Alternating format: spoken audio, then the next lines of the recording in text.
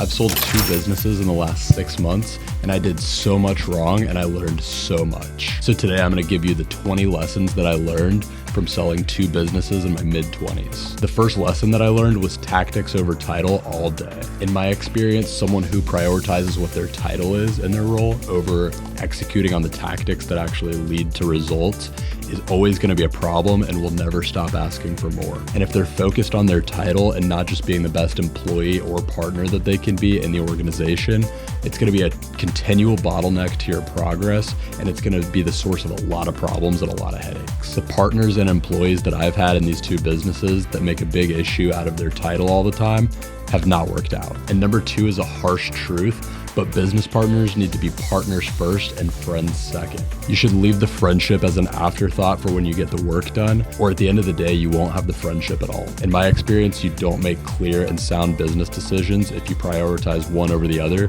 because at the end of the day, you're not focusing on the goal at hand, and resentment will build if you're responsible. Number 3 goes not just for business, but also for life. Anyone that you're dealing with, people are not listening to you most of the time. So don't be surprised or offended if you have to repeat yourself often. It takes patience to get things done right, and you don't get things done right without repeating yourself a few times, most times. Instead of getting frustrated when someone asks you to repeat yourself, you should instead ask yourself, what could I have done better to get the message through a little bit more clearly and a little bit more effectively? Number 4 is to have clean books. Balance sheet, income statement, cash flow statement, all of it. You can have the most poppin' business ever, but if your books don't show it and aren't updated, there's no fucking proof. You never know if an unexpected opportunity will come about where you all of a sudden need to prove the value of your business. This could be a sale, an acquisition, whatever. Having clean and updated books clears the suspicion around a business. Whether you're selling it, getting it acquired, or just trying to get a loan or some kind of investment, you need to be able to have people trust and buy into your business. And that trust is a lot easier if you can see the proof of the business's worth. Having clean books is undeniable proof. I honestly fucked myself over in 2 different cases because of this. I lost so much value in both of the business sales that I did because this was not right. In the most recent business that I sold, the buyer came and was expecting a statement of cash flows and some things to be a little bit more organized than we had them. And this knocked our value way the fuck down. I ended up having to sell my interest in the company for less than it was worth just because we were not organized enough. And that caused kind of a suspicion and a stir. Even though I corrected the mistake pretty quickly, the prospective buyer had used this as a leverage point to dismantle the confidence of a couple of my partners in the business.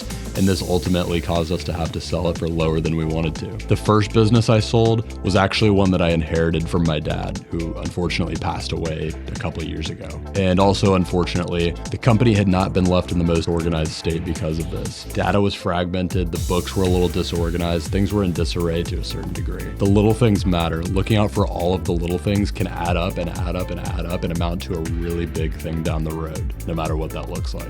In the journey of entrepreneurship, there's going to be a lot of different opportunities that you're presented. That's if you're really putting yourself out there and doing things right. And the best way to fucking kill your momentum is to count the opportunities and count your chickens before they hatch. Deals fall through, contracts fall through, customers get shaky, shit happens. And if you are not prepared for shit to happen, then when it will, you're gonna fall flat on your face. Letting this happen to yourself is gonna kill your chance for continued success because you won't be able to roll with the ups and downs that come with this. The world of entrepreneurship and business ownership is such an up and down kind of thing. And I've seen so many entrepreneurs and business owners get burned by this because they get way too high on the supply when there's a new deal coming through or some new opportunity that they get interested in. Something happens and they get so unmotivated and discouraged. Number 6 is to follow up. I can't say it enough. Following up is the best way to really ensure that you get shit done. Making deals, securing clients, anything is all about timing. And if you don't have the timing right, the deal's not going to happen. The client's not going to get secured. Things won't get done. So you need to follow up to make sure that you're hitting the right timing. I personally find it highly necessary to actually hit my calendar and schedule in a follow-up whenever the timing is not right. The odds are that life will happen, other things will come up, and you'll forget, and you can't make shit happen if you forget to follow up. The further you get into being a business owner or entrepreneur, the more you learn and the more you know, but also the more you realize just how fucking little you actually know about business, about life, and about just people in general. It's an interesting and kind of funny paradox, but the takeaway is that you need to get the experience to learn the lessons, but you need to humble yourself to open yourself up to actually receive the wisdom that comes with it. And number 8 is to learn to sell yourself. If you're trying to build something awesome like a company, you need buy-in from a lot of people. It takes many people to make something awesome, not just yourself. Even the service providers, vendors, advisors, etc., that you need buy-in from need to feel like their valuable time is not being wasted and like they're not spending it on someone who is not going anywhere with what they're trying to do. The people that can really help you and really move things forward have time that is in demand and worth a lot.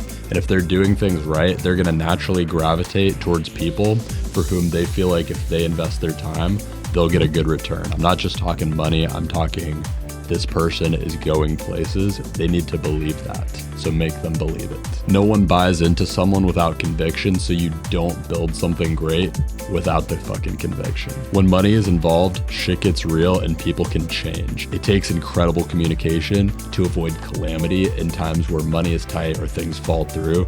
And it can often be difficult to see the real qualities that people have in seasons of ease. These types of qualities get exposed in seasons of money problems. I've had a partner steal tens of thousands of dollars from me and my partners because he felt entitled because he had not communicated to us that he was feeling underappreciated. We ended up realizing he had kind of been an anchor holding our culture down anyway. And so when we hit a season of money problems, his ugly qualities got exposed in the light and we finally saw that about him. Number 10, if you decide that you're going into business with partners, have an operating agreement immediately. Spend good time on it. Have an attorney that you feel like you can trust, review it, and help you get it signed. It's worth the money. At the beginning of a business relationship, things feel perfect and like they could never go sideways. That's not the reality, and shit is gonna hit the fan eventually, and you need plans and procedures for when that happens. I've lost major money, had incredibly difficult headaches, and major fallings out because of a lack of foresight and having a good, solid operating agreement that considered all the different options.